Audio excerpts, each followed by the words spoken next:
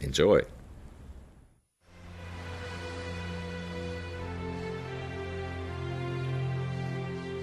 This is the story of a journey towards the light, towards the sun, a journey from north to south in the land of the Vikings, the seafarers who discovered America almost 500 years before Christopher Columbus, a land covered with ice and snow, a land of vast forests and 1,000 lakes, Scandinavia. Our story begins here at the northern tip of Europe, in Norway, 3,000 kilometers north of Oslo, well above the Arctic Circle and just below North Cape.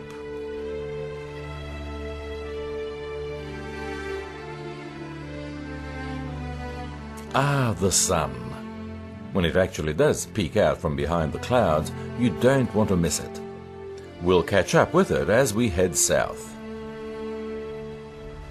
When the polar night finally ends, the people up north make the most of the long summer days.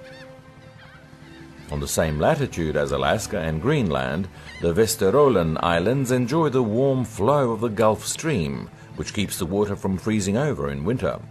It also churns up a rich soup of plankton, which attracts a lot of fish.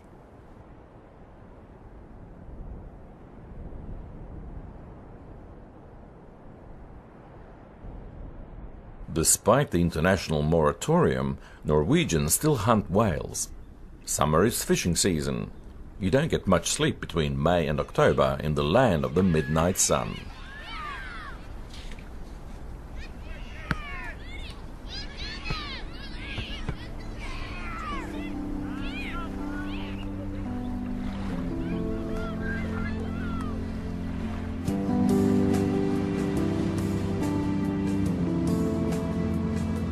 We head south. The Coastal Express sails all year round. There are 34 stops between Kirkenes and Bergen.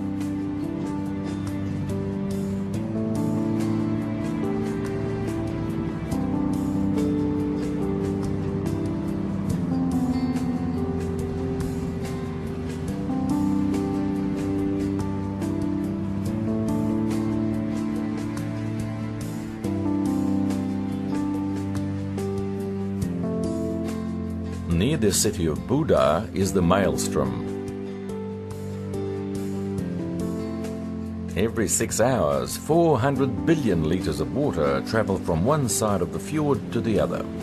The current runs at 20 knots and is a sailor's nightmare.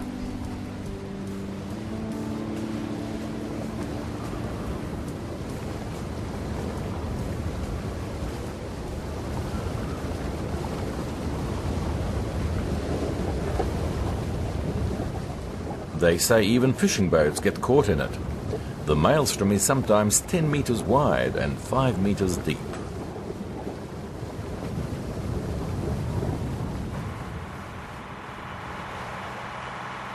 There are still plenty of fish here, not like in the rest of Europe. There are abundant stocks of cod, herring, haddock and coalfish.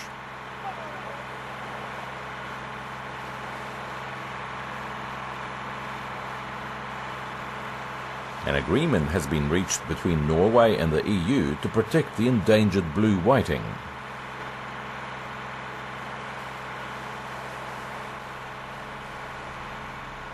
Even if there is constant renegotiation, the European Union's fishing management programs have helped to maintain fish stocks.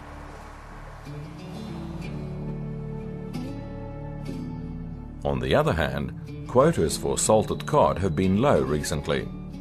In response, the fishermen have teamed up and created cooperatives. Life is pretty relaxed here. Norway has the smallest population density in all of Europe.